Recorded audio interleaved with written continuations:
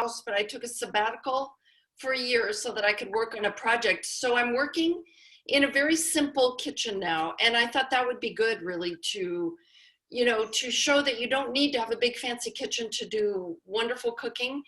And also when I teach my cooking classes, I always include how to make an omelet. Because people think an omelet, no, it's nothing, it's simple, and it is, it's very, very simple. You can make an omelet and have dinner on the table in 10 minutes, 10 minutes. Of course, if you live in France, you would never eat an omelet for dinner because eggs are never eaten for breakfast and they are rarely eaten for dinner. It's a lunchtime dish. Oh. But most of us don't live in France, so you can eat an omelet whenever you want. So, what, you know, and an omelet is always served with a green salad. So I actually thought I would show you how to make a green salad first. Now there again, you're gonna say, well, so what do I need to learn about how to make a green salad? There's a lot to learn. And I want to show you this lettuce I got at the market. It's bigger than my head.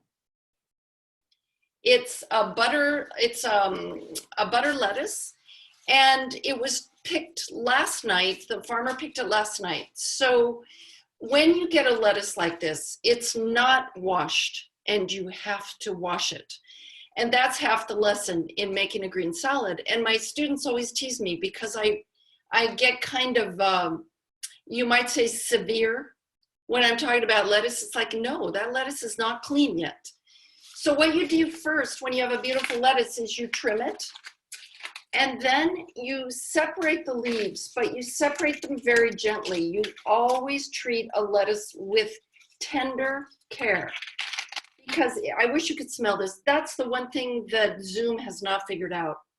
Because it smells like green. It smells like green. So you take these leaves and you put them in the sink. And you fill the sink with water. And then what you do is you, after you've taken all the leaves, can you see what I'm doing? Okay, so you swirl the leaves around in the water, you fill the sink, swirl the leaves, take the leaves and put them, lift them out of the water, and then you feel the bottom of the sink. So if the bottom of the sink has grit on it, you repeat that process until there's no more grit. And you know, many people will say, students will say, I really think this is too much. But you'll be very sad if you serve a lettuce salad and somebody bites into it and they go, oh, because they got grit. So that's the first step of making a green salad. So once you have the lettuce leaves, you take them and they're all, let's just say they're all clean, and you tear them in bite-sized pieces, gently. You don't go like that, you go like that.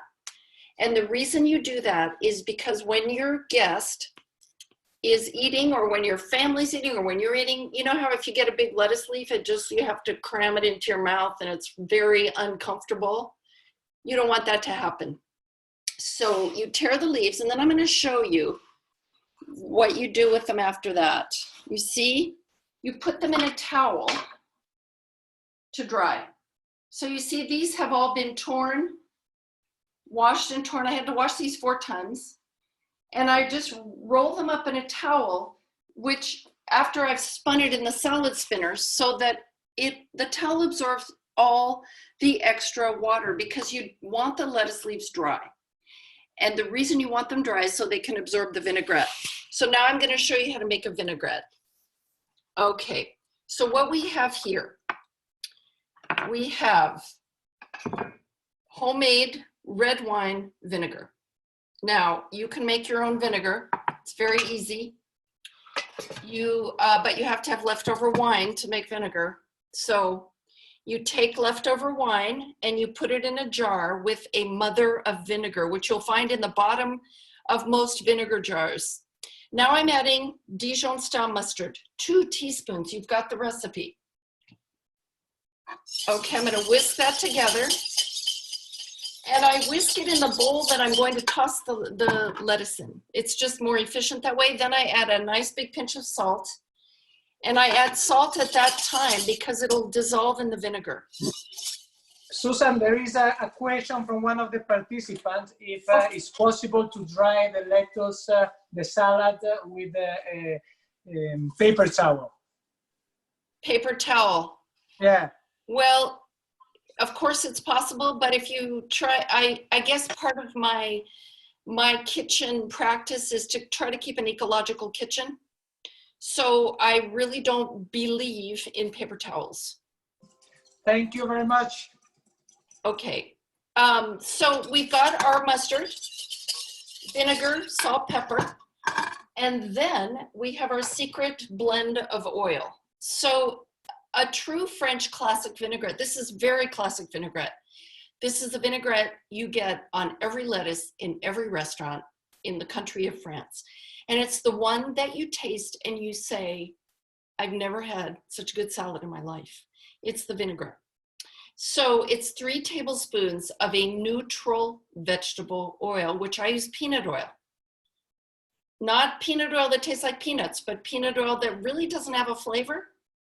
But it's much, and that's what French people use. It's much better than, say, sunflower oil, or better than rapeseed oil, colza, or I'm not sure what we call it in America, but it's the yellow flower. So this is a really wonderful neutral oil. And then I add 1 tablespoon of extra virgin olive oil for just gilding the lily, just giving a slight flavor of olive oil. And then what I do is I emulsify it. So I pour it in very slowly and I whisk the whole time. Susan, can you please repeat the process just a second? That somebody was lagging behind. Of course. Okay, 1 tablespoon of red wine vinegar, salt, pepper, mustard, whisk it all together. You've got the recipe. Then you slowly add your oil. And it's a 1/4 cup, it's 60 milliliters. So really this is enough vinaigrette to serve 8 people, a salad for 8 people. And the oil, you said 3 spoons of normal vegetable oil and 1 oil of extra virgin. Exactly, 3 to 1. 3 to 1.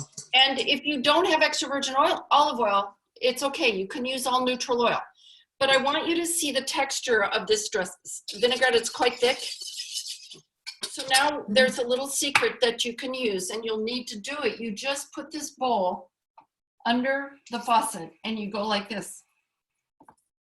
And that thins it out, because you might say, oh, I need to add more vinegar, it's a little thick, or I need to add more oil, it's a little thick. Well, if you add more vinegar, it will be acidic. And if you add more oil, it will be fatty. So add a little bit of water, warm water, just a scant teaspoon. So your vinaigrette is basically ready. What we're gonna do is add chives to it before I dress the lettuce. So I'm gonna go ahead and do that, but that you do at the very, very last minute, because your vinaigrette has acid in it, and the acid will cook the chives, just the way the acid will cook the lettuce leaves. So you always dress your salad at the very last minute. But because this is not exactly real life, I want to be sure I don't forget the chives. So I'm going to mince them right now. I just picked them at my little farm, which is a window box. I have a window box with chives. So I just picked the chives.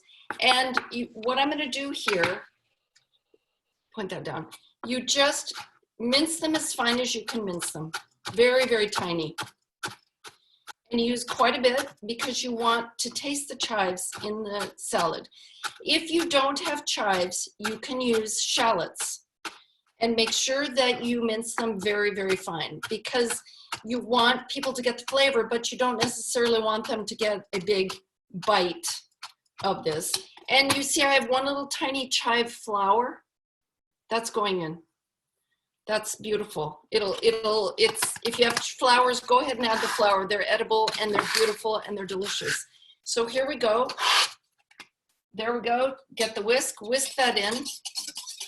And your vinaigrette's ready to go, but I'm not going to put the lettuce in it until after I've made the omelet. So are you ready for the omelet? I know you are. Okay. So this omelet is very typical. It's, as I said, it's a lunch dish. Never in France would it be eaten for breakfast, ever. In fact, a French person will probably have a heart attack if you try to serve them an omelet for breakfast. We wouldn't want that. Can you see it okay? So, good. I'm not experienced on Zoom. I think this is so much fun. I think you should all be talking to me all at once, like my students all do. But I'm heating up a non-stick omelet pan. Now that's cheating, totally cheating. But it's cheating for the good cause because you don't want your omelet to stick. So the other thing I'm doing is I'm taking quite a generous amount of butter, but this is French cooking. The butter is an essential flavor element of the omelet. So we've got about 2 tablespoons of butter, not quite. And it's unsalted butter. You always want to cook with unsalted butter if you're going to cook with it at all, because then you control the salt. And I have my eggs are in this bowl, and I have 6 eggs altogether. So they're all cracked. And then what I'm going to do is add quite a generous amount of salt, and it's fine sea salt, and quite a generous amount of pepper. And this, you can use whatever pepper you want. You can even use Aleppo pepper. You can use whatever kind of pepper you want. And then I have, okay, so then I'm going to whisk the eggs.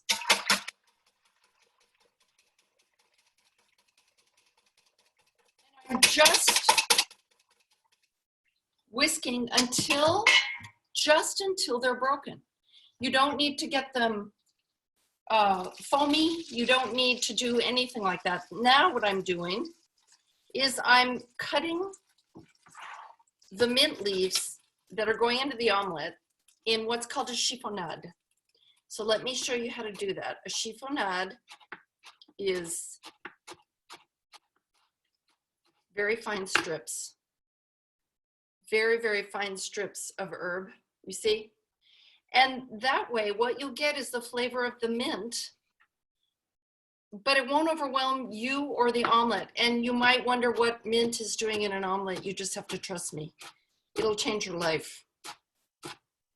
Okay, so there's our chiffonade of mint going into the omelet. Okay. And whisk that up. I took the pan off the heat just for a minute because I didn't want the butter to burn. On the other hand, the butter could get golden and it would be fine, but you don't want to take the butter to black. Can you see? Here we go. Okay. So you see how the butter is foamy? You definitely want it to be hot. So I'm going to leave it for a second. Here I have some Parmigiano Reggiano, and I'm going to add that to the omelet. Now you can add whatever you want. Cheese now, whatever other ingredients you want, you would add after. And a typical French filling for an omelet would be creme fraiche, would be other kinds of cheese. Nothing, you know, in America, I know we put peppers and onions and mushrooms and all kinds of things. French don't do that. Okay, so here we go. You can hear the butter crackling. In goes the egg. Okay, now this is the important part. So what we're gonna do, you see what I'm doing? I'm pulling the egg back from the edge towards the center so that all the egg cooks on the bottom of the pan. So it's quite hot, but the egg is protected from the butter, and you just keep pulling the egg back from the edge of the pan. And then ultimately you're going to tip the pan as the egg gets cooked so that the egg goes to the bottom. So you work with the egg, you tip it, you see what I'm doing? I'm tipping the pan so the egg goes to where there is no egg. Now, a typical French omelet is very, very liquidy. So you can see how that looks. That's about a perfect omelet. Now, for most people, that's a little too wet. So you can decide whatever you want to do. I'm going to put some of that wet. I'm going to cook it a little bit, but what that wet, the French call it, they call it baveuse, which means it's drooling. And what that wetness does is it provides a sauce. So now what you do, the omelet's cooked, slip it off right onto your serving platter, and there you go. That's what you call a 5-minute dinner or lunch or whatever you want to do. Now I'm going to toss the salad, and I want you to see how I do it. Okay. So here's my bowl. Here's my nice dry lettuce. So I put all that in there.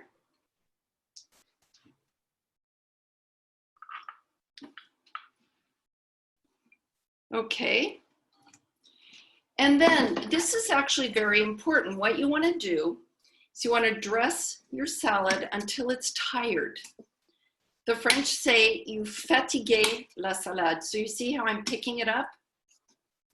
I'm turning it over.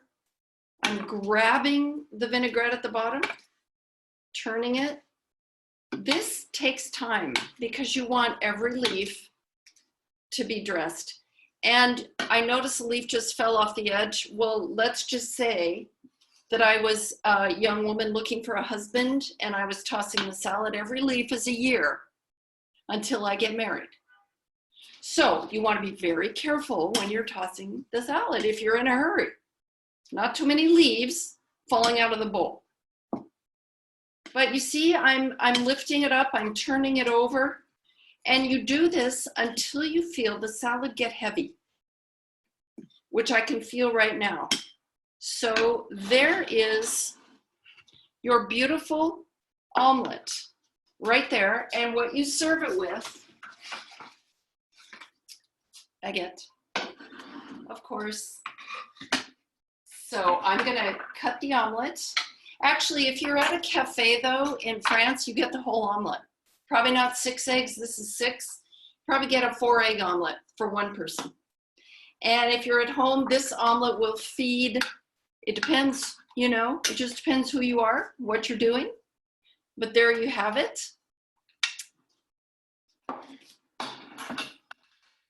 And you take your lettuce and you let it fall on the plate so it's kind of mounded.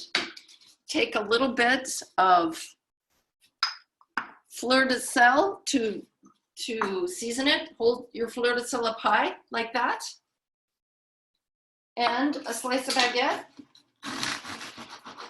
Now when you slice baguette, you always slice it on the diagonal. You don't slice down, you slice like this. And that's because you get more of this, more of what the crumb. So there you go. You have lunch. So that's a French meal. It took me, well, it's been a half an hour that I've been talking and we've been talking.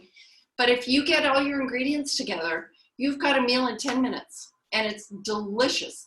What you want to try to do is buy eggs, well, buy all of your ingredients right from the producer. You all know that probably. And I know that's not possible for everybody, but the more that we can go directly to the producer, the healthier our planet's gonna be. It's simple. It's just a direct equation because we need more farmers.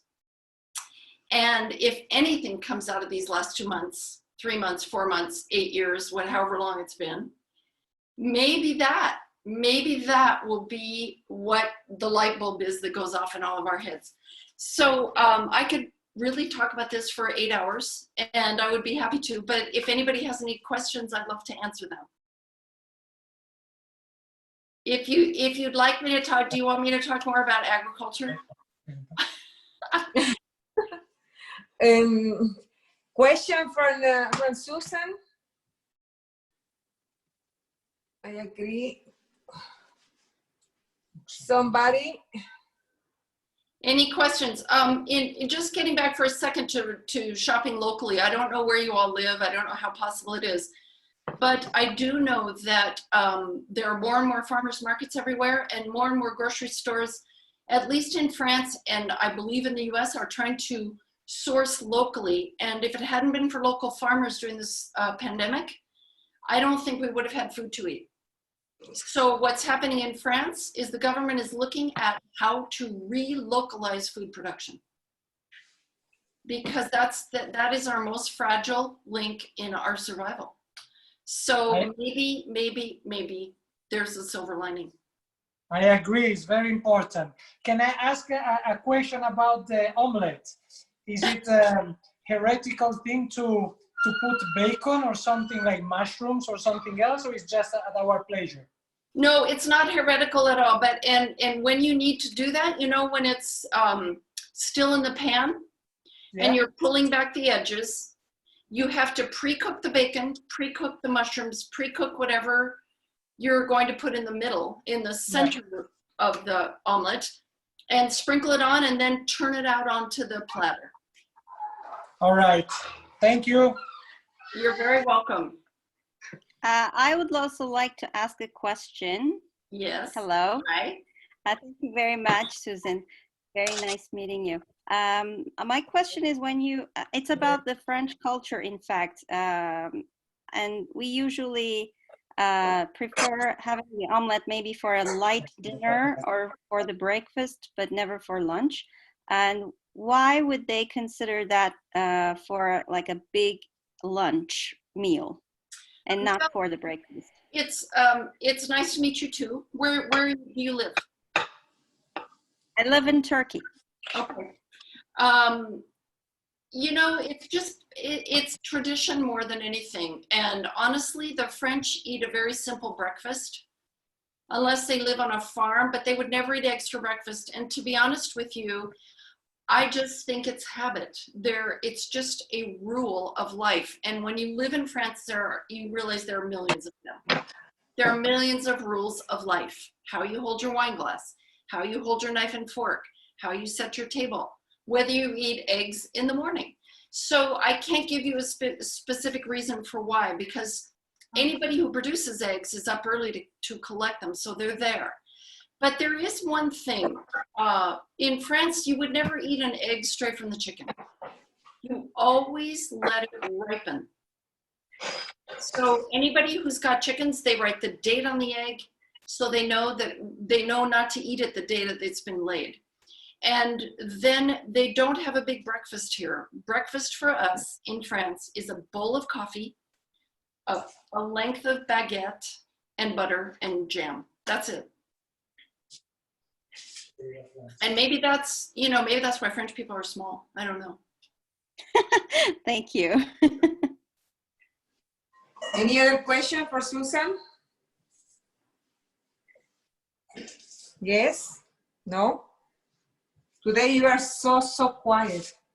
I have a question, Susan. Thank you, Felice. Yes, please tell us, you are in the kitchen for so many years. You are teaching, writing, traveling, eating. You have been in different countries. But then I'll give away my age, Felice. No, I'm not going to ask your age. Age is a good thing. I'm going to ask, what are the secrets behind a good food or behind a good cook? Just tips. Just in general? Uh-huh. Well, it is true that I've been cooking a long time, and I think, honestly, if I were to refer to my French past, my French learning of cooking, I would say the key to a good cook is the quality of the ingredients. Mm-hmm. And that doesn't mean that the ingredients have to be expensive. It means they have to be good quality. So if you can, you want to choose the best that you can find, which means you want to cook with whatever is in season. Mm-hmm. So for instance, I have lettuce here, a variety, actually 2 varieties, that are in season right now. In a month, I'll have different lettuces. And I bought those directly from the grower. And that food will always end up being more economical because number one, it's more satisfying because it has more flavor and it'll keep longer than what you would maybe buy in a supermarket that's already not very fresh when you buy it. So quality of ingredients is one thing. I believe simplicity is another. And I did learn that from the French, so that when you have beautiful ingredients, you want to get out of the way of them. And maybe that's one reason the French don't put a lot of things in their omelets, because they love eggs. They love eggs. I don't have the statistics in front of me. In my new book, I did research it for how many eggs the French eat every year per capita. It's a lot. So when they make an omelet, they want to taste the egg, just kind of heightened by something. So a little bit of cheese, a little bit of mint, salt, pepper, that's it. And I think that ingredients, but I know if many of you live in Turkey, I've been to Turkey, I love Turkey, I can't wait to come back. Beautiful ingredients, beautiful ingredients. So I think that's really it. Simple recipes and joy. You know, joy is really important, because even if you cook for yourself, which probably lots of us have been doing for the last 2.5 months, it's so exciting to cook and eat simple, good food. And you know, I could get more technical. I could say, you know, get a couple of very good sharp knives. You know, they don't have to be expensive. But I use this chef's knife for everything. My students in all my classes, I probably sold a gazillion of these because it's a lightweight 9-inch chef knife. And I was a little bit despondent because during the pandemic, I put an edge on my knife. In fact, I can show you how to do that. So I have a good knife sharpener like this. It's a flat one, and you take your knife and you just go like this. Now I'm not sharpening my knife. I'm just putting an edge on it. So that's good. That's good for a while, and you should do that every time you use it. But what happens is that after a while they get very dull. So I had to find someone to sharpen my knives. Well, in Paris, France, it turns out there's a young man who has turned an old taxi, the back of a taxi, into a knife sharpening studio. So you call him. It's interesting. He comes to your door. You take him your knives. He sharpens you in the back of the taxi. Good job. It was so fun. And it was just great. Yeah, very But, you know, creative. a few good utensils are really important. You'll just be happier if your knives are sharp. But anybody can cook. Anybody can cook. You know, it's a matter of loving what you're doing, and also I think having confidence. Confidence, yeah. Yeah, confidence is very important. I always say I don't teach cooking, I teach confidence. Oh, brava. What? I like that. Can we ask another question about the omelette? Is it Yeah. possible to use olive oil instead of the butter, or that is a no-go? Oh, you know, you can go either way, absolutely either way. And if you, you know, the taste will be very different. Butter is the traditional French way to do it. But honestly, with my children at home, everything, I probably used olive oil more often. It does give a different flavor. All right, all right. And Thank if you don't have a nonstick pan, you really do need to use enough oil so the omelet doesn't stick. So don't be shy. You're not going to get fat from eating an omelet cooked in 2 tablespoons of fat. You won't, I promise. But you need to eat hot, no? Eat the omelet hot. Not cold, because I think that this is getting cold. Oh, well, you should eat your omelet. I'm not going to eat it in front of you, but yeah, you don't want to eat a cold omelet. You. No, I make the omelet, you know, in my cooking classes, or even for my kids, or, you know, who's ever around the table. I make it and I serve it and we eat it right away. And sometimes I make it as a first course, you know, especially for students, because we've made a big meal, but I want them to understand You know, if somebody goes home knowing how to make a beautiful omelet, it makes your life better. It just does, because now you can go home and you can make this beautiful dinner in 10 minutes. Mhm. And tell us why you're not eating it for breakfast, because in many countries that is a typical thing to do in the breakfast. Why in France you have it for lunch? It's a tradition, and the French do not take time for breakfast. They really don't. They kind of, you know, their breakfast, their fuel is coffee and bread. That's the French fuel. So they get up, they have their coffee, they don't linger over breakfast, and you know, they don't even talk to each other at breakfast. I was just staying with some friends in Normandy, and you know, we get up for breakfast, nobody talks, nobody says, I mean, nobody's awake. So it's just like, let's just get this over with, and then they'll go to work, and then lunch, everybody's relaxed. Well, at least everybody's got their talking muscles exercised. So breakfast is just not a big moment to linger in France at all. And they also don't believe in the American thing of lots of protein for breakfast. Mm. So I just chalk it up to tradition more than anything else. Mm. And Susan, can you talk about yourself, your books, the books that you write, it was about French cuisine or international, what cuisine? Well, I've written, I started out writing about seafood. That was my first book, and I went fishing with commercial fishermen all around the United States, because what really excites me about food is the people producing it.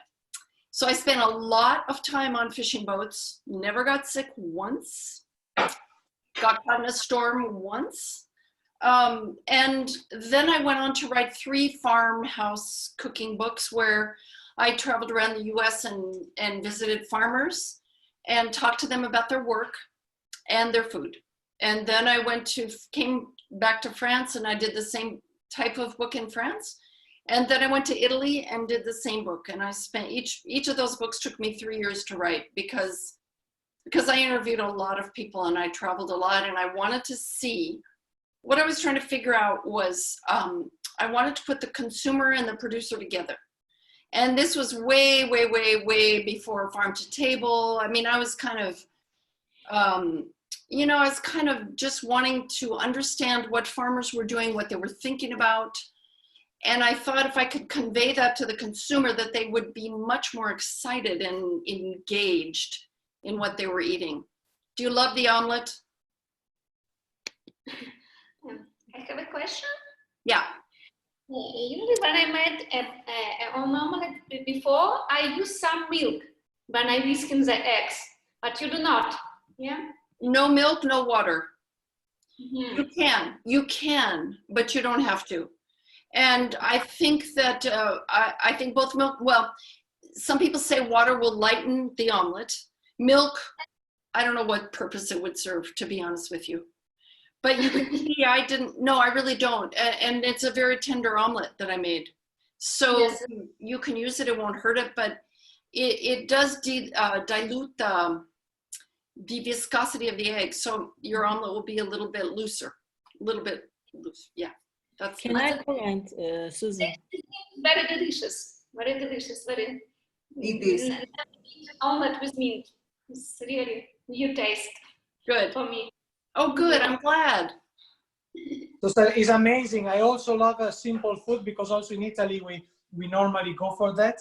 And this omelette is juicy and perfect. It's great. Oh, I'm so glad, because it's juicy, right? Yeah. So, yeah, you know, one thing about eggs, so many people overcook eggs, so that they get kind of rubbery. It's so sad. So whenever you're cooking eggs, just hold off for 5 minutes or 3 minutes. And, you know, a juicy egg will not kill you. I think Americans think anything raw will kill you. No, it won't kill you, really. So, and these eggs were room temperature, and it's warm, but they were perfect for an omelet. So my eggs sit out all the time in France. Even in the supermarket, the eggs are not in the refrigerator. They're on the shelf. Yeah. And it turns out that that's a much better way to keep an egg. Because if you've got eggs in the refrigerator and you're always opening the door to the refrigerator to get things out, condensation will form on the shell of the egg. that's where salmonella can grow. So it's actually much safer to keep an egg at room temperature. Chef Nem is saying that in Turkey they're a little bit like in the US. They don't like it raw, and Yeah. I must say that is true. Also with the meat, for example, for us it's kind of difficult because we like it like juicy and red. And when you go to the restaurants, you ask for red meat, you always get it very cooked. Very So cooked. it's part Yes. of the tradition. Well, I have And so many also- happy memories of meals in Turkey with gorgeous grilled meats and things, but I agree.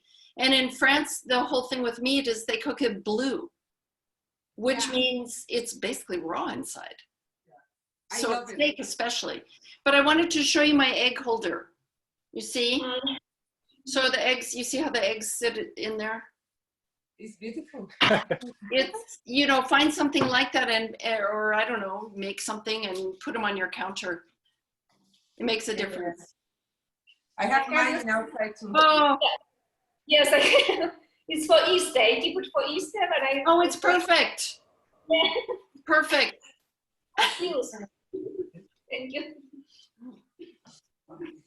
In my country, with actually, I tried now the one because Claudio was the one that was cooking the omelette, Yeah. and I tried and I remember my mom's omelette because she do like this, like very cook. Mine eggs are all the time outside too. Oh, and you leave them on the counter, right? Yeah. That's a lot of eggs. Yeah. We use a lot of eggs in this house. Yeah. Well, one needs a lot of eggs because in my life, you never know when you need to make a cake, right? That's the point. Or you need to make cookies, or you know, I'll be sitting down working and it's like all of a sudden I need a break. So I'll make a cake or cookies. And fortunately, one of the best things during the pandemic is I met my neighbors because I took them cookies. And it's amazing what, you know, diplomats, you know, you work at the UN, Claudio, you should get this idea out there. Cookies break down a lot of barriers. Yeah. And we are a perfect team because Alicia cooks them and I eat them with the Yeah, colleagues. perfect. It's perfect. I have a question. Yes. We're talking about eggs. How about poached eggs? I tried a different recipe. It just never works. Oh, I have a tip for you. Okay. So when you bring your water to the boil, add quite a bit of vinegar to the water first. Yeah, I did. Okay. About like quite a bit, 60 milliliters. Oh, okay. But do I put it together before boiled or after the water boiled? Well, it doesn't matter. I mean, bring it to a boil with the vinegar, but a lot of vinegar, more than you think you should.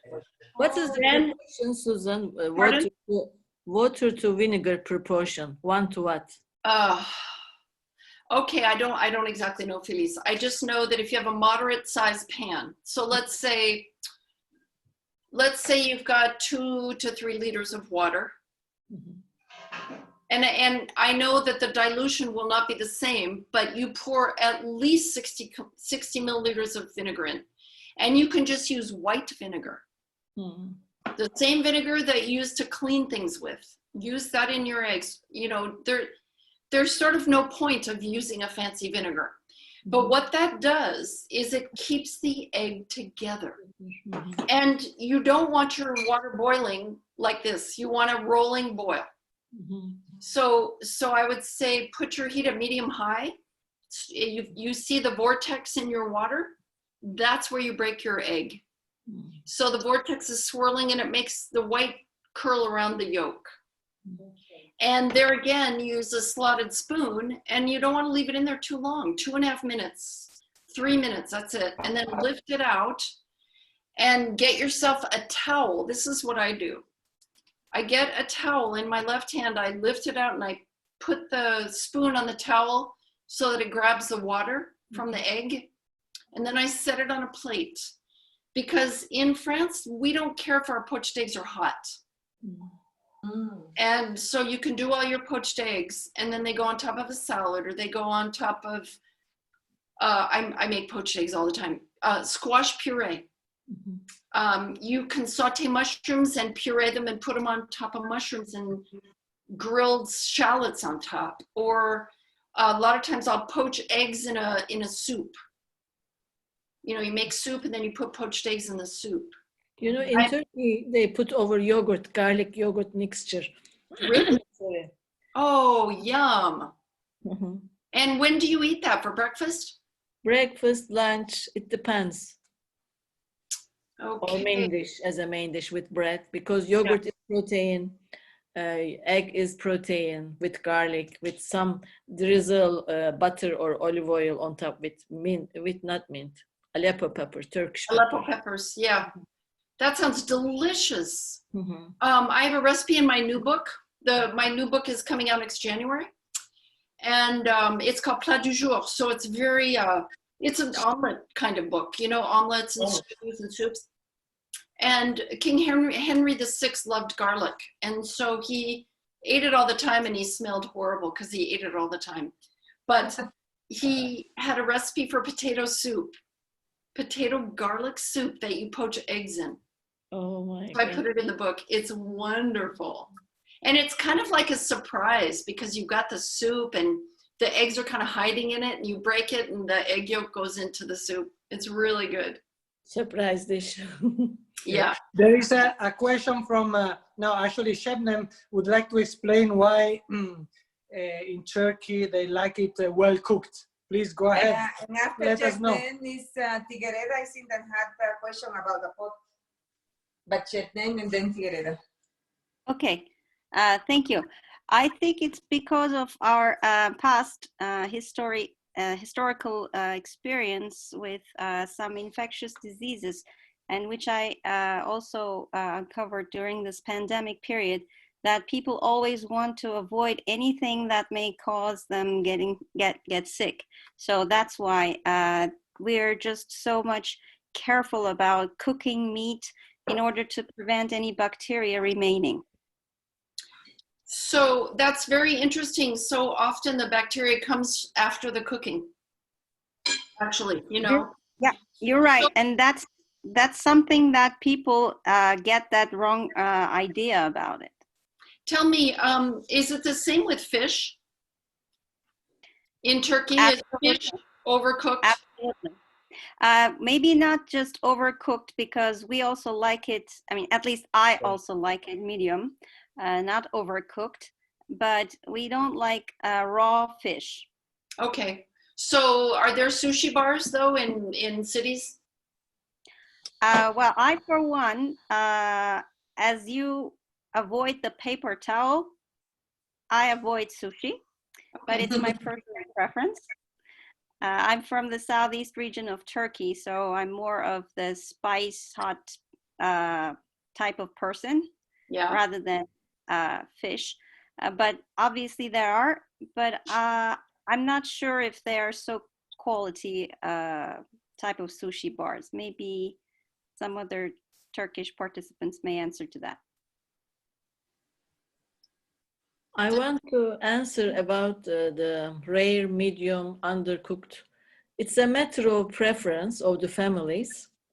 Many years ago, before UNDP, I worked in a cookbook project, and there were 5 different cooks from the same town, Gaziantep.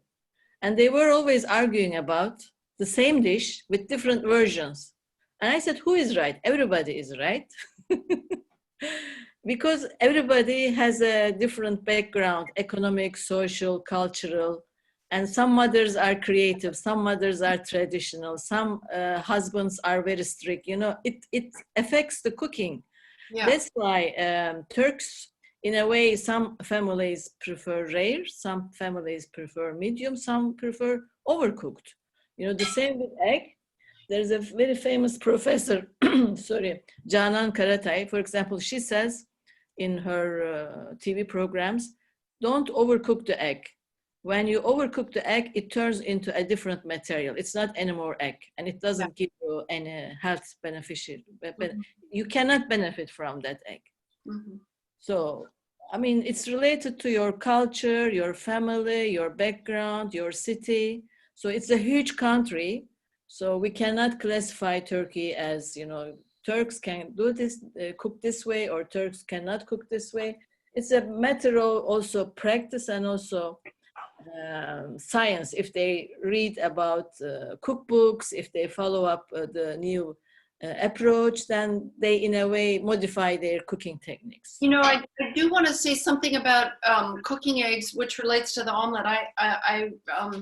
The omelet has a slight golden color to it, you know, but the pan was not too hot because, as Felice kind of pointed out, egg is full of albumin, which is what's in the white.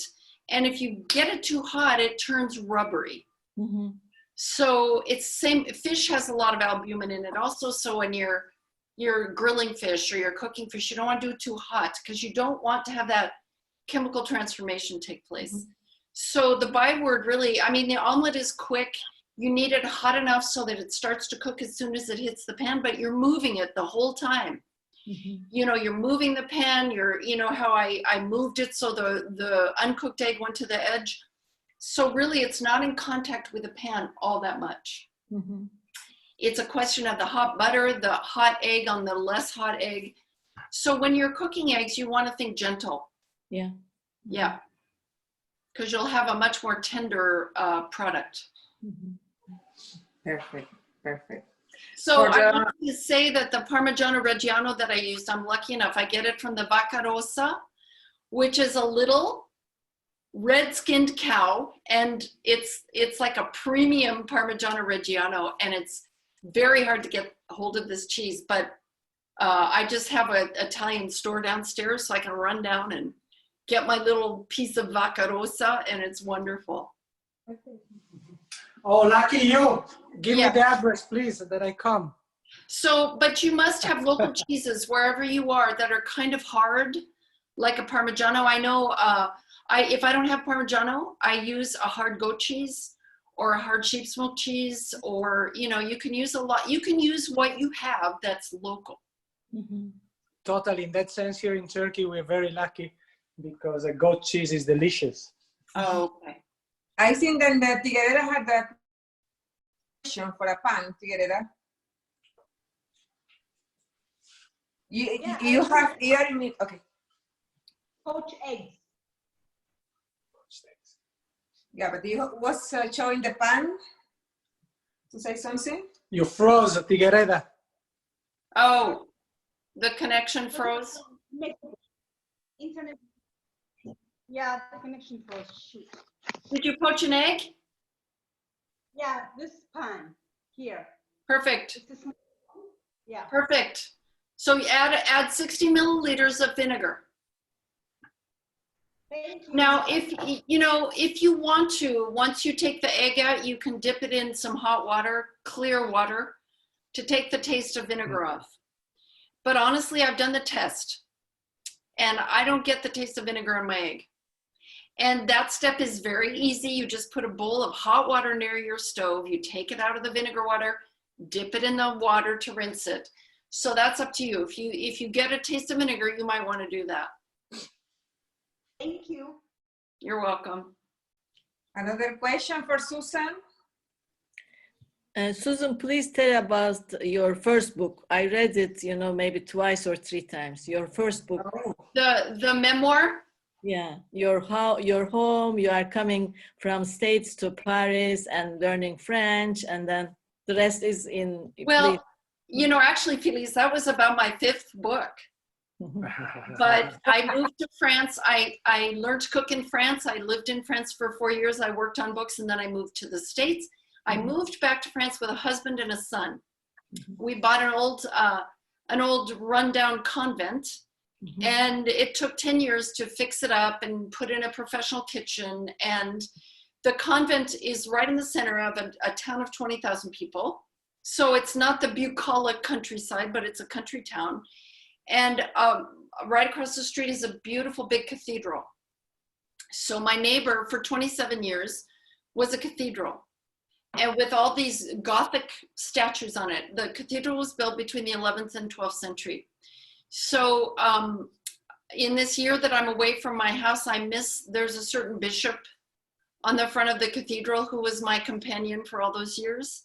And I miss him very much because he was static. so I could attribute to him whatever I wanted. And I turned him into a very good friend. But I also lived in the center of town, and the market was a 3-minute walk.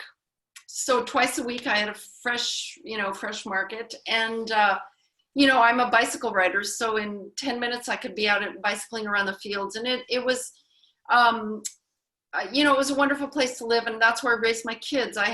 My son was 2. And we put him right into a French school, which he will never forgive us for, probably, because he didn't speak any French. So he cried for a week, but then now he's fluent. And my daughter was born in France, and so they're both bilingual, bicultural, by everything, So it was quite an adventure. And I was always the mom that was on all, I always was part of the director group at their schools, because I'd go to all the meetings and I was always one of the deciders for the parental things, because I didn't understand the system at all. And the French education system is so complicated. So I had to get really involved so I could figure out what was going on. And I'm still not sure I did. Which is probably better. Yeah, it's probably better. And my kids are, they're walking, talking human beings, so I guess it's okay. I assume you saw the movie Julie and Julia. Yeah, I did. Yeah, I did. I saw the movie. I knew Julia. She was a friend of mine. Really? And well, when I got into the food world, it was a pretty small world. And it was very female. So many great women were my mentors, and she was one of them. And I was extremely fortunate to live near her. So, and she hated that book. Yeah. We can tell, yeah. So I cannot say, it's so funny. Everyone feels different about the movie, but I knew Julia, and so I watched the movie with a little bit of skepticism. But what a great project that was to do. You speak about Julia, the Meryl Streep, isn't it? Yes. Yeah. Oh, She's so good. She's so good. So she was good as Julia. What's that? She's a combination for us. It's perfect. She's a diplomat and a chef. Well, it's funny because she did a lot for relations, between France and America. And she really brought French food to the American public. The chefs brought it to the American diner, but she brought it in. I mean, when I was a teenager, I watched every single one of her shows. We all did. It was like Thursday afternoon or something after school, and you just sit down and watch her cook. From what age you are cooking? Well, I had 2 older sisters, so I had to wait till they left. But I seriously would say I started when I was 16. Wow. And I just cooked all the time, all the way through college. I cooked while I was supposed to be studying. And then I decided that I wanted to write about food, but that I had to learn how to cook first. And so I went to France to be an apprentice, a cooking apprentice. Yeah. And I did that for a year, and I fell in love with Paris, which is easy to do. And then I worked on a book of a food guide, The Food Lover's Guide to Paris. I worked on that book. So that cemented my relationship with food. And then I started writing books. Wonderful. And then I started teaching. We must go to Paris to see your school to Yes. learn something with you. And you're all welcome. What's the name of your school? Sorry. It's en route Tatin. En route Tatin in Paris. Yeah. Okay. We will come. Okay.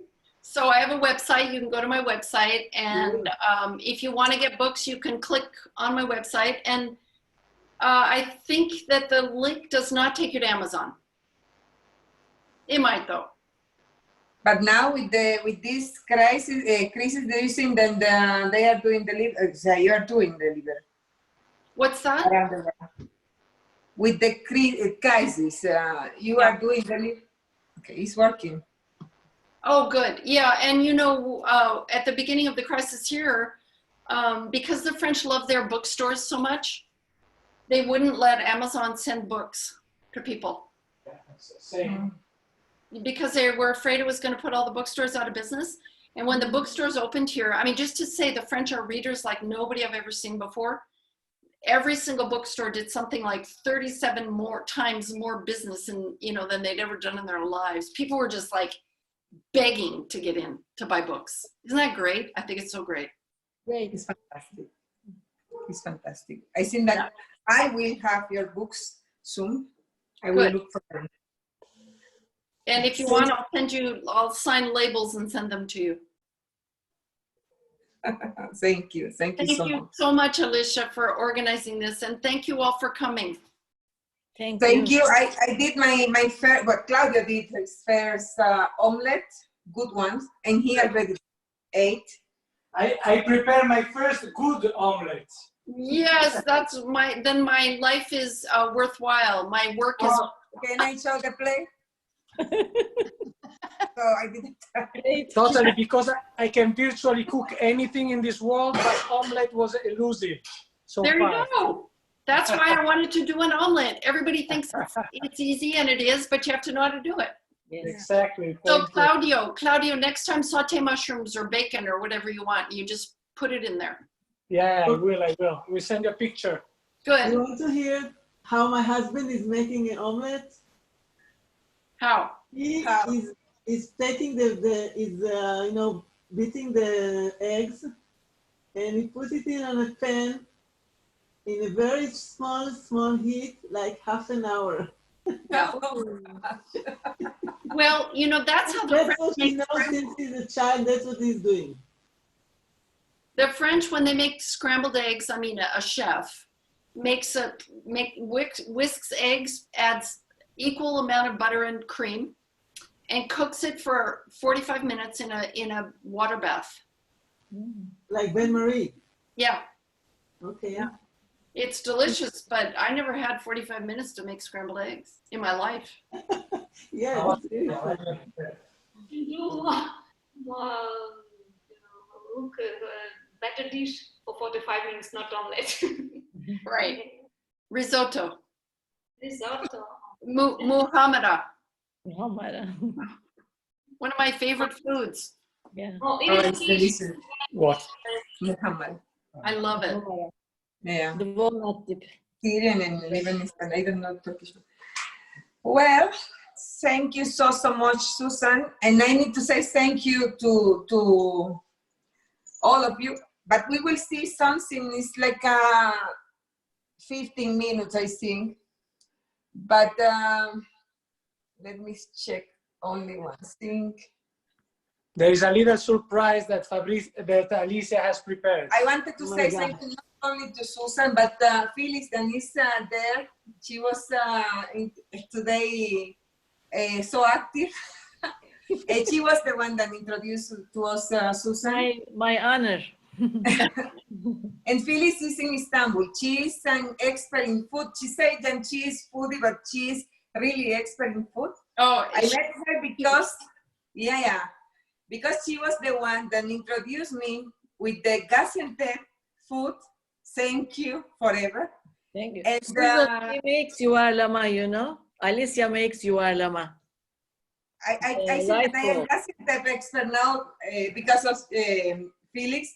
And then we met in a lot of food conference in Turkey. And I think that Felix is one of the people here that I consider like a family more than friends. So Likewise. I need to say this one. Felice is my Turkish sister. Thank you. Yeah, It's nice. yeah. For me, it's the same. And for Claudia too. Well, So that thank means, Alicia, that you're my sister also. Yes. Of course. Excuse me, she's my sister also, Alicia. I am sister of everybody. Thank you. No, but And, you're my twin sister. And yeah, I cannot finish this program and say thank you to her, because I think that it's like my foodie mentor. I have Felix, something happens in Istanbul, and I write, Felix, do you know that this is happening around the gastronomy? And it's the same from her to me. So thank you so much, both of you. Thank you. for be there for help us with this adventure. Always. Thank Okay. you. I have Maya. Maya is my daughter. She's writing me 2 minutes because we prepare a video. Alicia, can I say something? Yeah, Just please, a short one. please. Yes, I would like to thank you all for participating. And Alicia has been an inspiration for the only cooking club that was functioning during this COVID season for diplomatic spouses group. So thank you so much. It was the only group functioning, and you made this inspiration. You made this very special. Thank you so much, dear. Oh, my pleasure. But I want you to stay, all of you, because it's maybe. Also say something? No. Yeah, please, Gabby, please. I want to, do you hear me? Yeah, Gabby is in Germany now. Okay. I want to thank you, Susan, because I've learned a lot today. I enjoy very much hearing your stories and your also information, not only the cooking class. I enjoyed very much. Thank you. Thank you. Thank you, Alicia, for all of this, for the organization and for contacting us. It's a lot of work organizing this. Alicia, you did it. Thank you. We did it, all of us.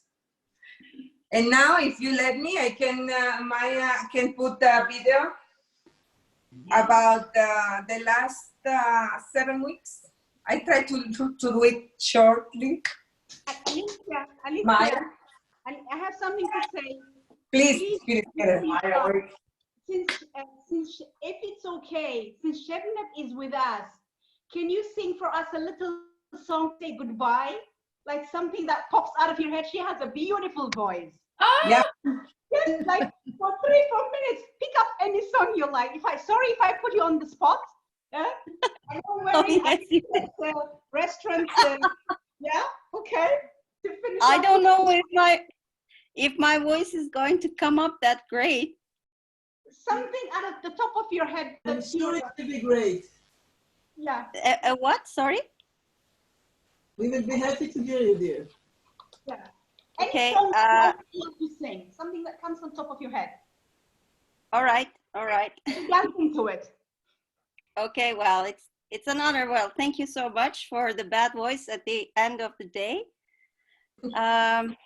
Any suggestions? Susan, do you remember any Turkish song that you missed? Or? Oh, I wish I did. I don't. I would love anything. Okay. You know only the anthem. What? You know only the anthem in Turkish. Oh my Actually, God. we can save that for the reception, but I can just sing one thing, maybe for that would honor. How should I say? A combination of Turkish tunes, starting slow, just a little bit. Okay. Okay? Okay. Dökülür yedi verenler teninden rengarenk, açarsın mevsimli, mevsimsiz bir tanem. Değişir kokun, ısınır kanın, beni yakarsın. Vazgeçilir gibi değil. Bu medcezirler, fırtınam, felaketim, hasretim. Yetmiyor, sevişmeler yetmiyor. Şiddetin ne hoş, ne güzel şefkatin. Sevdikçe sevesim geliyor. Ölene kadar peşindeyim, bırakmam. Sorry, just a little bit tone. Beautiful. Beautiful. Thank you. Thank Beautiful you. voice. Beautiful. Beautiful. It was such a surprise, Tigreda. Yeah.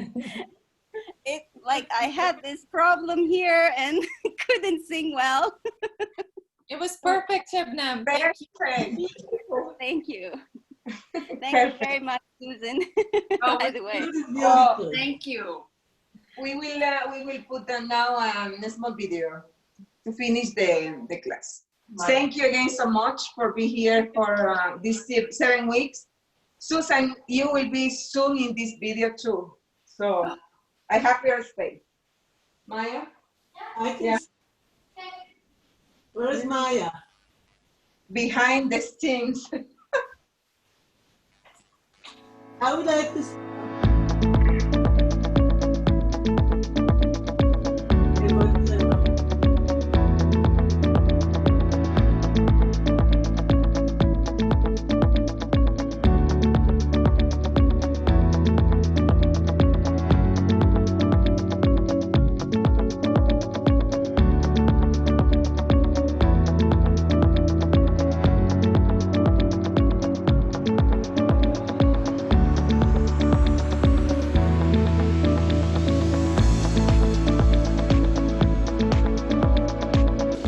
Stronger olive oil, but this also you need to be a bit used to the flavor.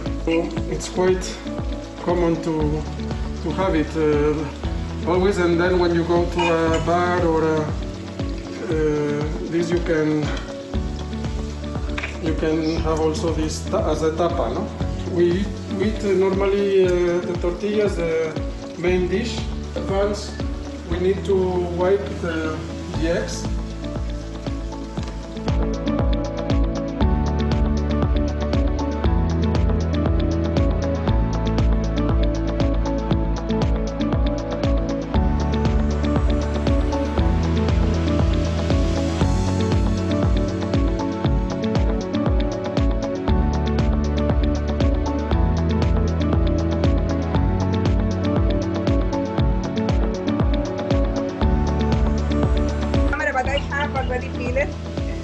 Mine are very different from yours.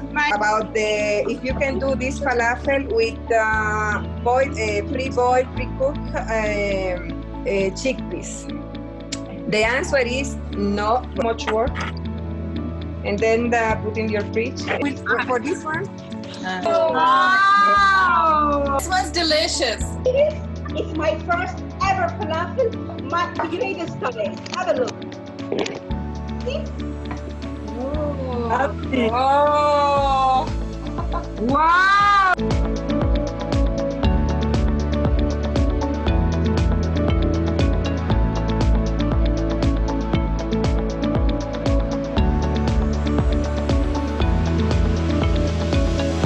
So what we try to do today, we try to cook our very national dish. I want to make it very popular, and I want to put it even to UNESCO. What we will feel today is like some piece of Ukrainian soul. Cook the perfect borscht, okay? You have meat. I told you to buy some meat. Here you should have some bone. The kitchen should be like a place, like a playground. You can do everything. We cooked this borscht. We put it in a wooden oven for like 4 or 5 days, and we can eat it like 5 days. And there is like a legend that the day after borscht become more tasty. Yeah, but it's great now.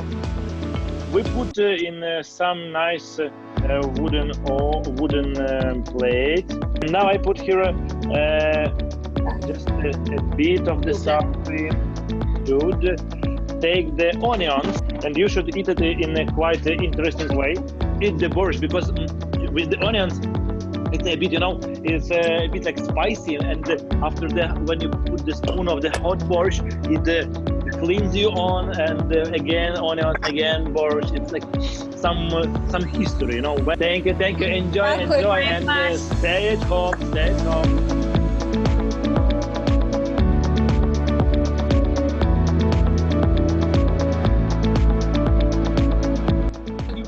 Must not be cold. A piece of rice, okay? Plus, we said we put an additional piece for the guest. Because in Italy, we always have all of a sudden either a relative or a friend popping up, and so it's better to be ready. Leave it there just for maybe 30 seconds and stirring very fast. You will hear, and that is the second tip of La Mama, you will hear the rice complaining. Start going like some 15, 20 seconds, maybe 30, that it's got the flavor of the onions and the oil. I am ready with my wine, and look at the magic. Here's the magic. Kind of rice are the long grain, the medium grain, and the short grain. For risotto, it's very, very important that you use short grain. That is not random, that is important. You know why? Because short grain has a much higher concentration of starch. So this is very much treasure. These are my parents. This is to say that cooking in Italy is very much a social thing. And so now you have the perfect risotto Trentino. I forgot to tell you the name of my region. It's called Trentino because this wine, Teroldego, is only cultivated in Trentino.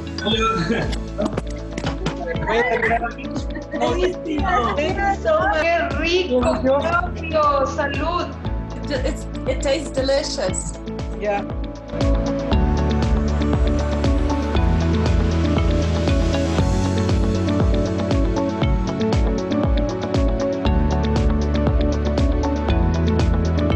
It's a very classic from the Sicilian tradition. And in Sicily, we have two versions for each different recipe because in Sicily there are two big towns, Catania and Palermo. In Palermo is a female and is called arancina because the shape is very similar to an orange. In Catania has the shape of the Etna mountain, so it's like a little mountain, and they call it with the male name arancino. Fillet of the fish, if that you must put the fillet inside the vinegar. So I'm putting now the raisins, the almonds, the parsley. It's important that you use an organic zest, but with big pieces. So when I put this stuffing inside the fish, I can taste every single flavor. The breadcrumb, in this way, sandwich. Sorry, the raisins should be put in water for a while or not? I don't have any parsley. Can I use some mint instead?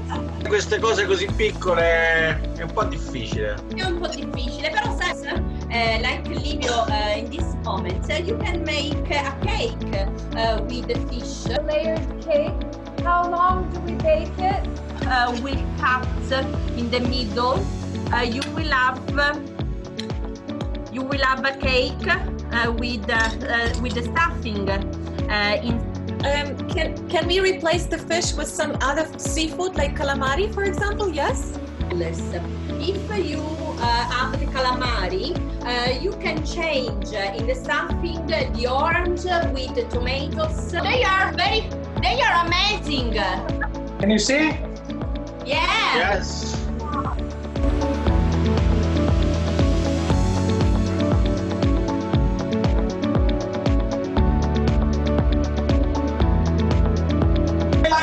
Normally, I like to open all the egg. I take only the yolk. Very important, we don't wait until whisking. I come from Napoli. It is a wonderful city of South Italy. It is the capital of the pizza. It is the capital of spaghetti with tomato. It is the capital of mozzarella. It is the capital of most of the dish that international people thinks as Italian. And now it's 10 years that I stay in Istanbul. I am married with my high school girlfriend, and we have two wonderful babies, 3 years old and 9 months old. The omelette in reality is not very important for the final result of the cream. Should boil maximum for a couple of minutes, no more than this. After you the milk with the cream, what's the next step? That become a kind of polenta in Italian, we can say. The potato size should be like an hazelnut, because it will grow up a lot. Don't be shy with the chocolate. Cut it, your profiterole before in such way, in which way? How do we do it without a bag? And I hope that you enjoy this lesson. Looks beautiful. Thank you. Okay. Mine is ready. Eline sağlık. See.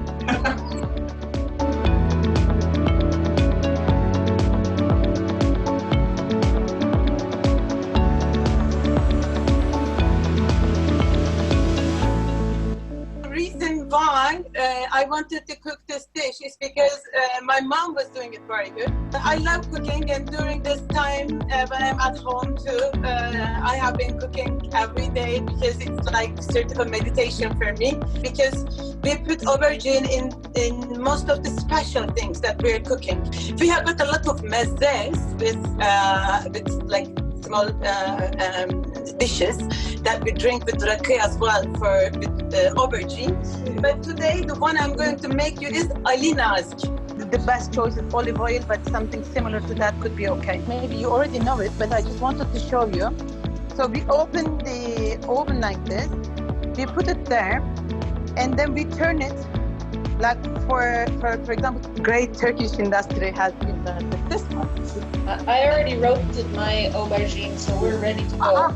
Because it is the king of this 3 plates. Okay. And how much oil?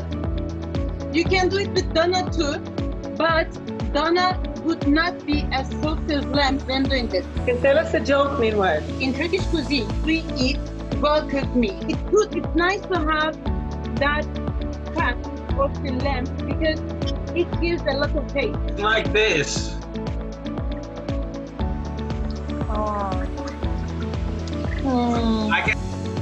So now you can do it in a high fire. But I am doing it right. Yes. Here you go. Who has raki at home tonight? Now in the middle, I will put my meat from Eastern Turkey. So the best ones you can really find in Urfa, I think. So if you're ready, now I'm showing you my plate from the top.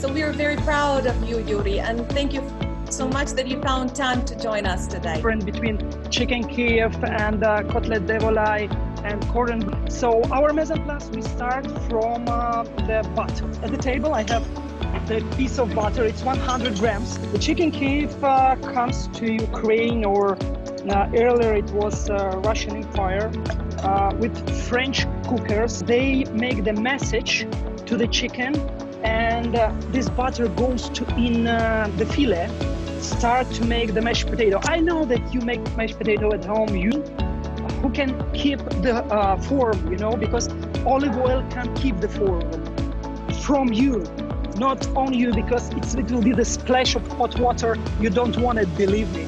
I remove the skin. I'm like open it like a book, you know. Yeah.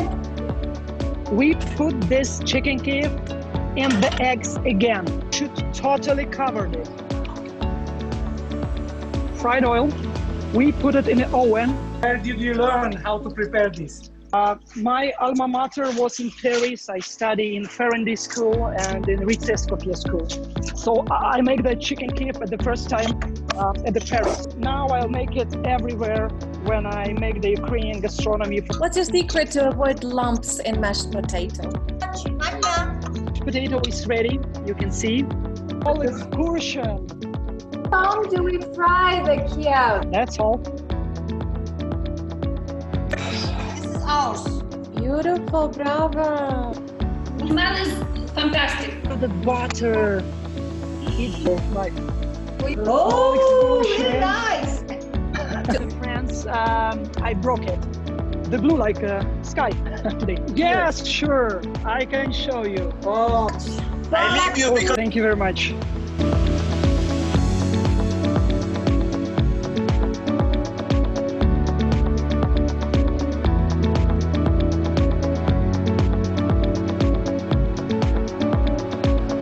kısır, pepper paste and tomato paste, and this will be richer in taste.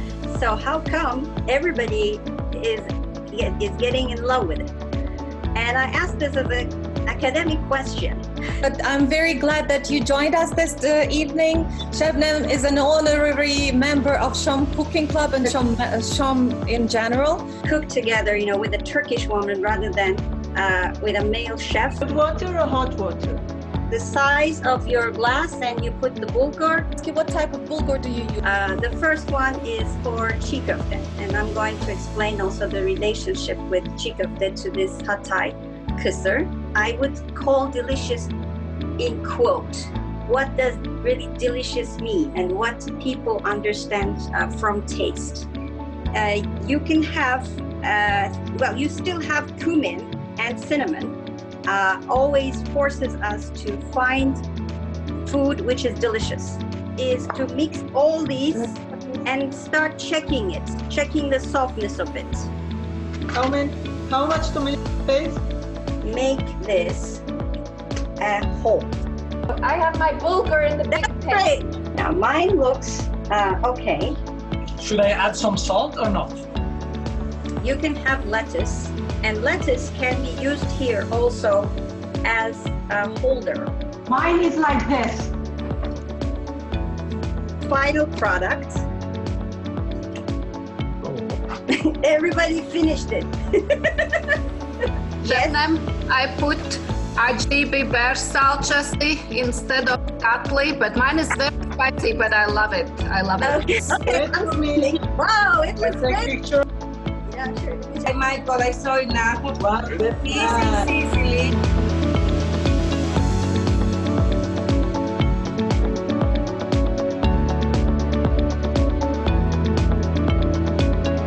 And we're very, very, very happy that he agreed to be with us this morning for him and this evening for us to teach us how to do this fish in those stressful times when we all need to cook at home and feed our families. So this is actually very easy. Okay, just slice it nice, not too thin, because you have some texture after it's cooked. The fish is gonna be in the oven about 20 minutes. Okay, so now we have salt and pepper, right?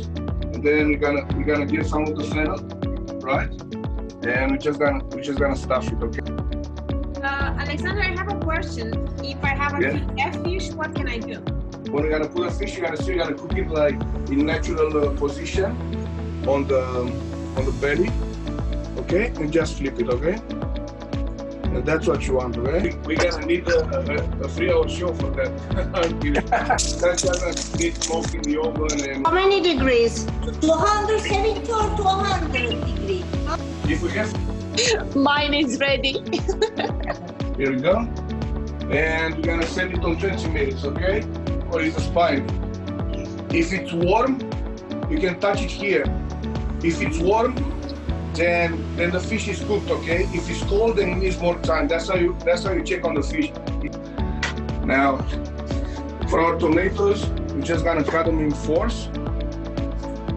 Okay, so we have our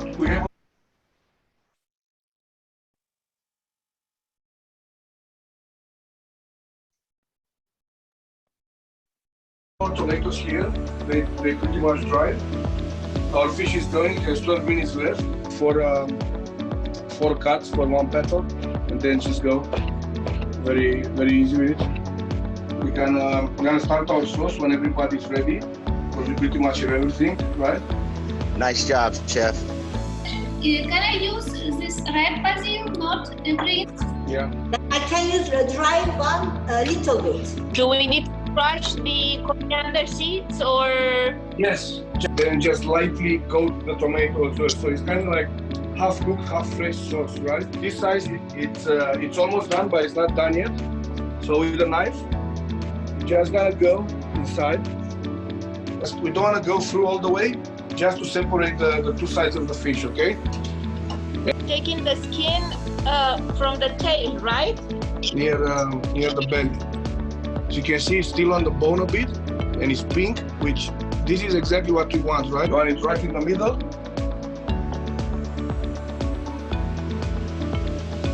On the fillets, okay? Just tiny salt, tiny, very good. That's it. With a fisherman sauce. I just read it. I like to lunch. Oh, that's very nice. Beautiful. Before to leave, can you say? It's okay. Okay? That's cream?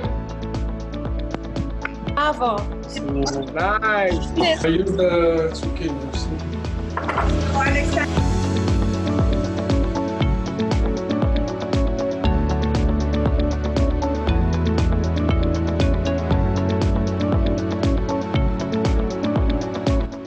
Welcome and enjoy the program.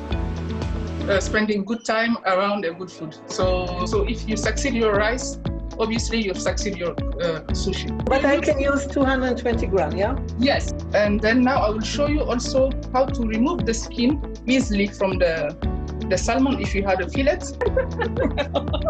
The bones are there. So it's very easy to know if you remove this one, the next one will be somewhere here, and the next one will be somewhere here. Put your knife here, and then go slowly up. When you will see this is how it comes. So from here, you stop. You just hold this very well and just continue with your knife like this. Then the skin will come in one piece. So yeah, same than when you was removing the extra part on it. You just go like this.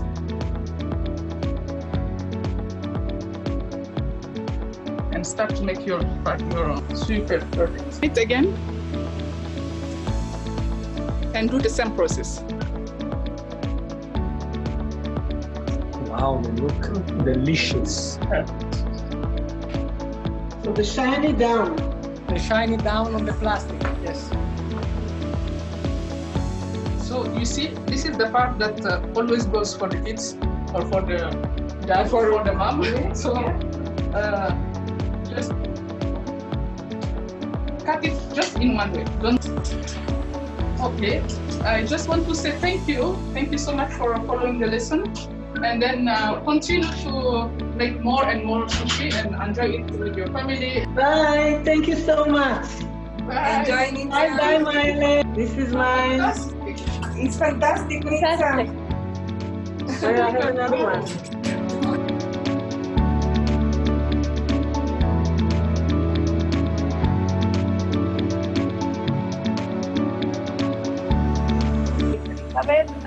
I am Peruvian, but I have been living in Chile for. Okay, this is yellow chili. It's famous in Peru. It's typical for many food meals. The rice amount for 4 people? Tell me. How much water do you put for 100 gram rice? Okay. Peel the potatoes for the fry. Then I cut the tomato and an onion. You want use the seed if you like. You can use, but for me, this is more used in the preparation. So it's a matter of taste. It's only a matter of taste. Thank you. Okay. Para la pregunta que me preguntaste acerca de la influencia, sí, Perú tiene mucha influencia, mucha inmigración. Antiguamente, nuestros antepasados tenían muchas inmigraciones como la china, como la japonesa, como la inmigración africana. A limpiar, para que lo vean. Igual si ustedes tienen un lomo sin grasa, sería, si me lo podrían mostrar para verlo. ¿Qué carnes tienen eso? You put it in the high fire. It always, after a minute, you have a juice coming out, water from.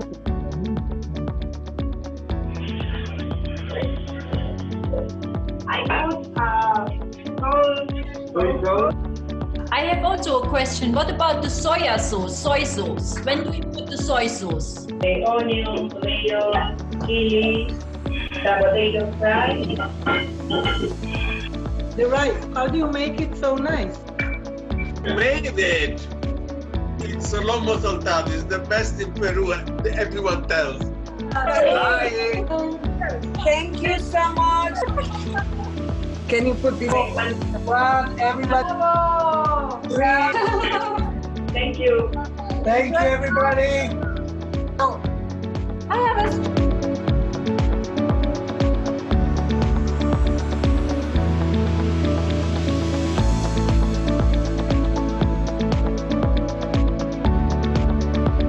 So is from Sicilian chef. Michael, welcome. We should have a pot of boiling water. We should have tomatoes. We should have a big eggplant or a couple of small eggplants. So this is ricotta salata. If you don't have ricotta salata, you can use pecorino, parmigiano. Obviously, if you can get some, this is the best.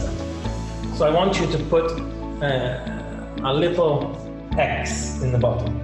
So a little X. This is one. Okay? So this slow cooking makes everything happen very slowly. The onions start to melt. The basil starts to give its flavor into the sauce very slowly. Hopefully you should be able to just nick in under a corner and then it should start to just peel the skin off. Okay? The size of your pot. Okay. So as I've been taught how to make Sicilian food, basically if you're making something fresh from scratch, you very rarely mix garlic and onion. So it's either garlic or onion. Because one thing we need to be really careful of, when you make a tomato sauce in Sicily, the key element, the key thing you're looking for is that it is sweet. And then it's about a balance of all these things. I tried the tomatoes here in Turkey, and actually I only discovered them recently. Okay? Thank you, Michael, because I use lots of onion in my French cooking. Something to hold on to while they're cutting the whole way out. The way I do it, there's nothing left now to hold on to. It's all good stuff. If somebody serves me pasta alla norma and I want it, and it comes with grated eggplant, I'm gonna send it back. Okay, we want to get a nice brown. This is my sauce at the minute. Tin foil. We don't put any paper towel on this greasy. No. Yeah. So we have to measure now the water. It should be cooked the whole way through, but it should have a bite in the middle. It shouldn't be crunchy. Can you make out there's a little, I don't know, I won't focus on it. So I'm gonna take the pasta and put it straight into the pan. So once you've given it a pat, now it's gonna go into the pasta as well.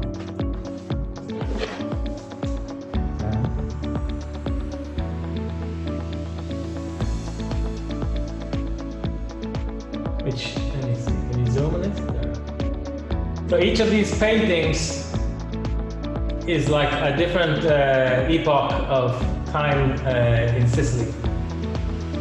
This is mine. Beautiful. All look great.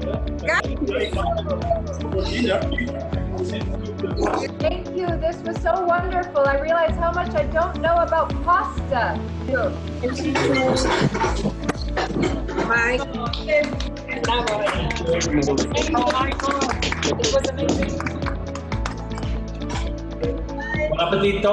Thank you so much. Bye-bye. Ciao.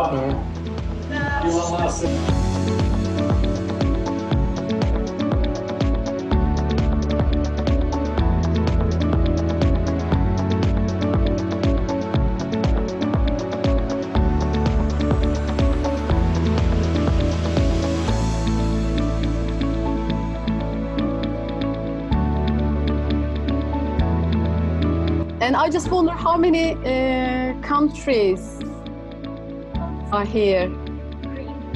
Israel. One. Colombia, Mexico. Paraguay. Paraguay. Ukraine. Ukraine. Vietnam. Latvia. Latvia. Turkey. Vietnam. Lithuania. Lithuania. Oh, Lithuania. Also. Turkey, right? Yeah, Türkiye yazdım. Italy. Italy, someone say here. Oh, okay, I see. I'm sorry. Eritrea is coming now. Eritrea. Oh my gosh. The caldo should be warm or warm. Are we going to use the water from the mushrooms or not? Keep it on the fire because mine's bubbling. So we don't need the oven, we only need the stove for the potatoes. We do not put any oil, right, in the pan. And how many onion? One? Where do we put all this stuff? The onions and the garlic, okay, like this? Winter, would it be okay to use canned tomatoes for this kind?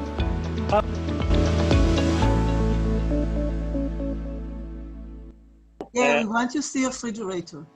This one you have the king of my products is the I don't know how to say it. Worms. Worms. It's quite strange thing, you know.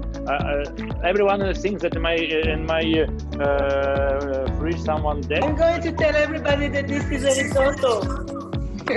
Also my first time. I thought the milk escapes only from me, but now I'm relieved that it happens to chefs also. My son is always complaining about my dry meat. The kids are hungry, so. Actually, Chef Nep, she's not only showing us Turkish cuisine, she's also a fantastic singer.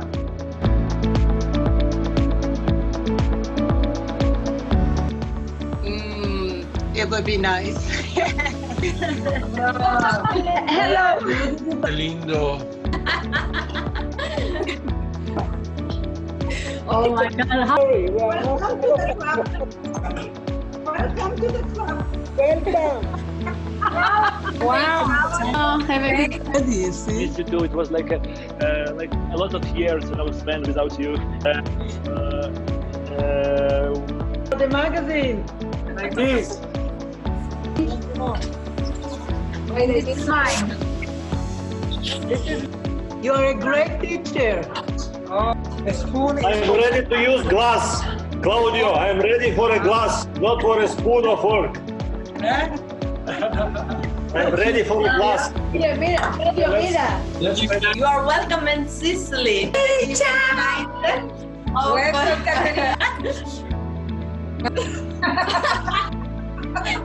Not only because it's the fourth one.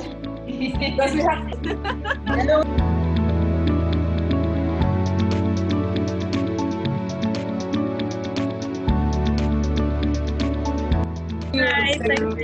Thank you. Yes, okay. Let's make the mole with chicken. Thank you, everybody. Thank you. Thanks a lot. Thank you. Thank you. You're wonderful. Thank you so much. Thanks everyone. Thank you very much. Bye bye. Bye. Bye. Bye. Thank you. Thank you so much. See you again soon. And happy you good day. Agree. Finally. Ciao. Thank you very much for everybody.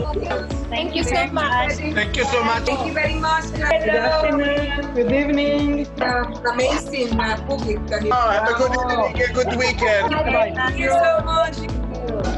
We have a song, Chef Nep. Thank you very much, guys, for having me. Bon appetit, everybody. Hey, I say also bye-bye. Thank you very much. Thank you. Okay. Thank you very much, guys. Bye-bye. Ciao. It's such a wonderful group. You have saved so many of us during this lockdown. We've challenged ourselves. We've learned something new. We've learned to be creative and a little bit daring. And at the same time, we've been able to feed our families with new recipes. I can't tell you how impressed my family was. But it was a great program. Thank you. Spettacolare. Please mute the microphones.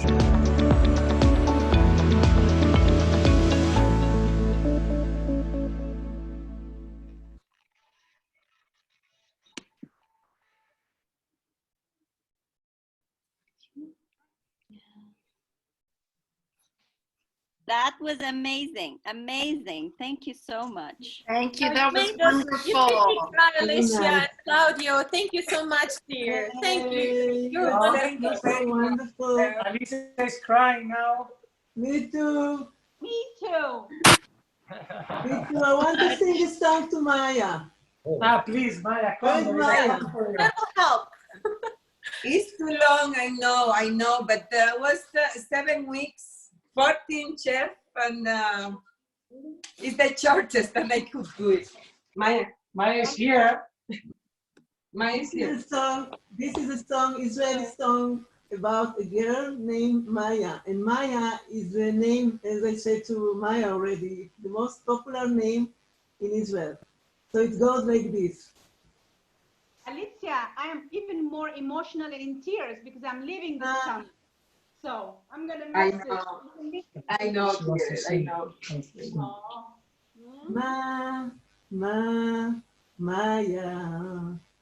Maya יפה שלי, מה את אומרת? חושבת לי, מה היה בי, מה השתנה בי, מה היה גליל, בקעה שלי, Maya, לו לא היה כמו לספור לך, Maya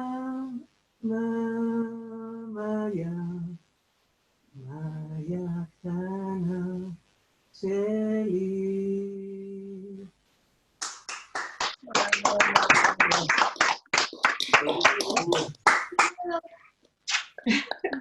Thank you very much. Thank you very much, everybody. Was a wonderful, it's like contradictory, but we was having fun in the middle of the pandemic. So thank you for that. Thank you for all those moments. These 7 weeks was fantastic for me, for the family. I hope that you enjoyed. Susan, you will be soon. Susan is there already, yeah? Yeah. In this video, I have the space for you, so I will work today this part for you, and I will send you the video again. Don't work too hard. Thank you. Well, let me thank Alicia as well, because she had this brilliant idea and she persevered in front of all sorts of difficulties, late hours at night, technological challenges, bad husband, bad daughter, bad son, bad dogs and cats and everything that she managed. So we're very proud of her. I cook as everybody. So I did the same work that everybody. Thank you so much. I hope to see you soon. I hope to see this time that we can hug each other without a mask and have be together. I hope, for example, Tigreda is leaving the country. Ilse is leaving too, and we need to say bye, I don't know, like a social distancing way. But we will be here, Tigreda. So I think that I can speak, talk for everybody. Then all of us want to be with you now, to give you the farewell that you deserve. I am speaking, I think, for all of us. Don't cry, please, don't cry. I want to say that I didn't miss even one lesson. Only today, the last one I forgot, I don't know how. And I want the most compliment things I can tell you, Alicia, that you gave me, you encouraged me, and you gave me the feeling that I want to cook. No, really. I don't think I cooked for a long time. So thank you for that. I want to say I'm Roy Mitzah's husband. I didn't participate in even one presentation, but today I made dinner for my wife. So you inspired me. Thank you very much. Good. Thank you, and thank you, Tanya, because I think that without you, I don't know, this will not happen. Thank you, Tanya. Thank you very much. Thank you very much, Claudio, Maya. I hope that we have an opportunity very soon to eat together all these beautiful, wonderful dishes. Huh? Frank, the next one is gonna be you with some Frankfurter. Yeah, of course. and the special cocktail. Some Schwäbisch Spätzle, maybe. Alicia and The Tanya. next season. The next season will start. Both of you, but I am very emotional right now, so I won't say anything. Love you. I know, we know. Something happened here. Yeah. Goodbye, everybody. Good evening. Bye-bye. Take care, everybody. All the best. Thank you. Bye-bye. Nitsa, in the next season, please intervene and participate a little bit more. Well, I hope you're not going to remember it for me. I promise next time to be quieter. No, please don't. Not to ask too many questions. Now, when I see it now, it looks terrible. Maya is writing I'll be a something. good girl. We have Maya hacking into the system. Bravo, Maya. Bravo for the video. It's a beautiful video. Take care, everybody. Bye-bye. Thank you. Bye. Thank Bye. you so much, dear. Thank you, Alicia. Thank you all. Thank you, Tanya. Thank you, everybody. Yeah. Very much. Thank you. Thank you, everyone.